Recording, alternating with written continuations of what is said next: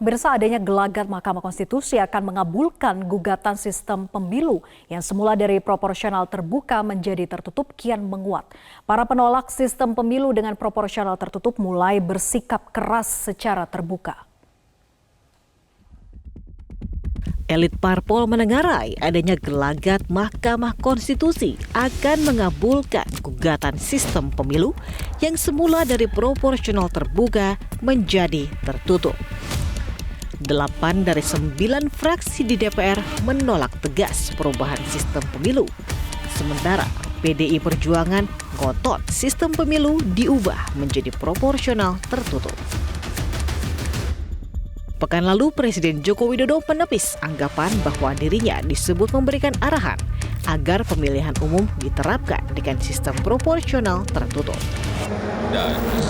Jadi pemerintah ini ya perlu saya sampaikan, kalau dilihat terbuka itu juga ada kelebihan, ada kelemahannya.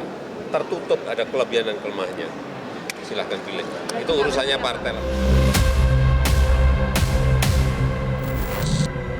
Para penolak sistem pemilu dengan proporsional tertutup mulai bersikap keras secara terbuka. Presiden Republik Indonesia ke-6 Susilo Bambang Yudhoyono menduga adanya gelagat dari MK akan mengubah sistem pemilu menjadi proporsional tertutup.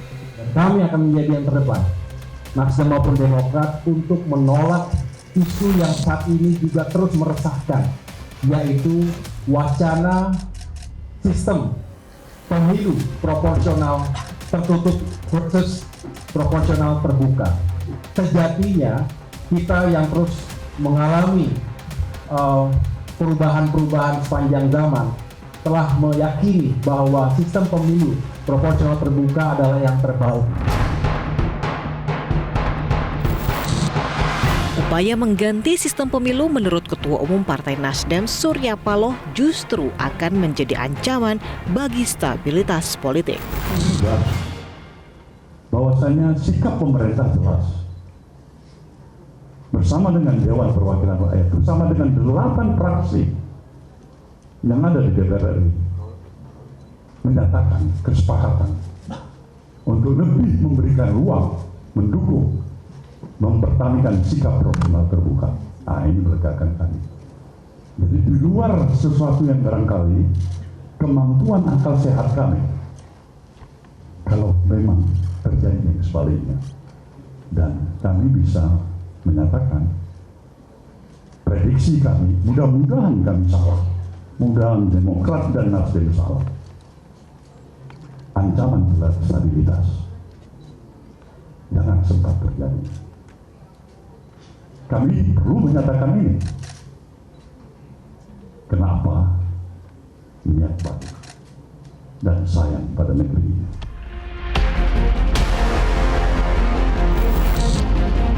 Kekhawatiran Hakim MK mengganti sistem pemilu juga dirasakan elit Partai Kebangkitan Bangsa. Kalau dinyatakan ada perbaikan dalam sistem pemilu, misalnya kalau tertutup, ya itu untuk 5 tahun yang akan datang mestinya, sehingga butuh persiapan. Jadi kalau merubah sistem hendaknya ketika mengakhiri pemilu, sehingga ada persiapan 5 tahun untuk semua komponen terkait pemilu menyiapkan diri. KPU, partai politik, masyarakat, pemilih, caleg, capres, semuanya harus menyiapkan diri 5 tahun sebelum pemilu.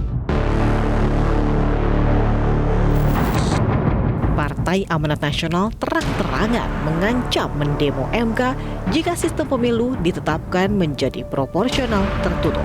Ya, saya nanti pemerintah mengusulkan terbuka, DPR mengusulkan terbuka, ya kan? Apalagi partai politik 8 mengusulkan terbuka. Kalau sampai MK beda, saya tiap hari nanti demo. 5.000 orang tiap hari aja yang demo. Tapi bagaimana jika MK memutuskan mengubah sistem pemilu di saat tahapannya sudah mulai berjalan? Di saat proses dan tahapan pemilu sudah berjalan, alangkah tidak bijaknya melakukan perubahan-perubahan di tengah jalan. Perubahan-perubahan di tengah jalan akan mengacak-ngacak perencanaan dan sistem yang telah dirancang oleh semua unsur yang terlibat di dalam pemilu. baik penyelenggara pemilu maupun peserta pemilu. Ini yang akan dibuat membingungkan.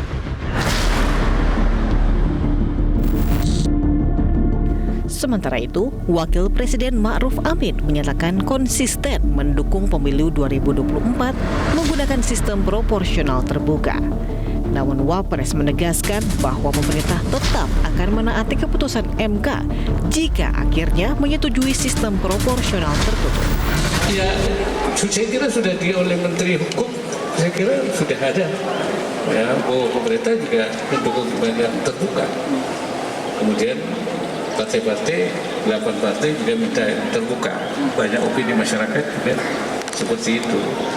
Tapi andai kata MK memutuskan lain, kan semua keputusan MK itu harus tunduk final and binding. Ya, kan? Apakah pernyataan Wapres itu bisa diartikan sebagai sinyal kepada hakim MK untuk memutus dengan mempertimbangkan keinginan publik? Entahlah. Keputusan ada pada 9 hakim konstitusi. Apakah berani mengkhianati demokrasi atau justru amanah menjadi penjaga konstitusi?